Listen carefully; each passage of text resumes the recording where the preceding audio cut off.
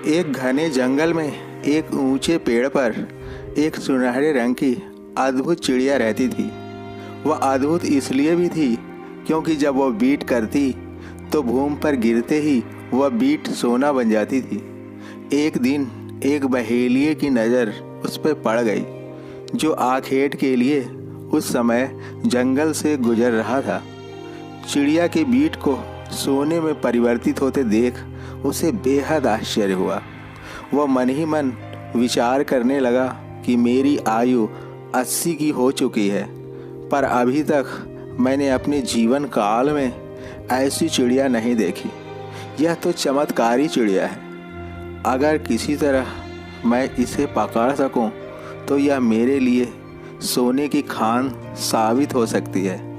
यह सोचकर बहेलिया दबे पांव पेड़ पर चढ़ गया।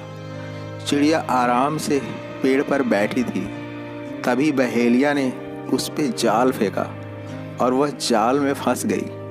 बहेलिया उसे लेकर खुशी खुशी घर लौट आया। उसने चिड़िया को एक पिंजड़े में बंद कर दिया। अचानक उसे यह विचार आया कि यदि राजा को इस बात की खबर लग गई कि मेरे पास सोना देने वाली एक चिड़िया है, तो वह मुझे निश्चित रूप से कारागार में डलवा देंगे। मुझ पर यही दोष लगाया जाएगा कि मैंने अद्भुत चिड़िया को राजा को क्यों नहीं सौंपा, इसे मैंने क्यों अपने घर में छिपाए रखा।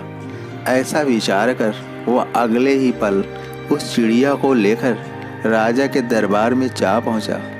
उसने राजा को इस अद्भुत चिड़िया की विशेषता बताई। यह सुनकर राजा बहुत ही खुश हुआ। उसने बहेलिया को बहुत सारा इनाम देकर उस चिड़िया को उससे ले लिया और बड़े जतनपूर्वक उसे पहले पिंजरे से निकलवाकर उसे बड़े व शानदार पिंजरे में रख दिया। जब बहेलिया चला गया तो राजा के मुख्यमंत्री ने राजा से कहा कि महाराज, आपने बहेलिये के बात पर इस चिड़िया को ले तो लिया है, किंतु यदि ऐसी नहीं निकली जैसा कि बताया गया है, तो आप व्यर्थ में ही उपहास के पात्र बन जाएंगे। उचित यही होगा कि इस चिड़िया को तुरंत छोड़ दिया जाए। यह सुनकर राजा कुछ पल के लिए सोच में पड़ गया और फिर बोला, शायद तुम ठीक कहते हो, मैं अभी इस चिड़िया को आज़ाद कर देता हूँ। यह कहकर उसने पिंजरे का द्वार खोल दिया। चिड़िया उड़कर राजमहल के ऊपरी हिस्से पर जा बैठी और बीट कर दी। राजा व मंत्री सहित सभी दरबारी उस समय आश्चर्यचकित रह गए जब उस चिड़िया के बीट जमीन पर गिरते ही सोना बन गई।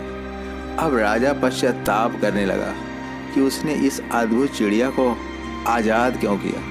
तब चिड़िया ने सोचा कि पहली मूर्ख तो मैं थी जो आसानी से बहेलिया के जाल में फंस गई, और दूसरा मूर्ख वो बहेलिया निकला जिसने मेरी उपयोगिता जानते हुए भी डरबस राजा को सौंप दिया।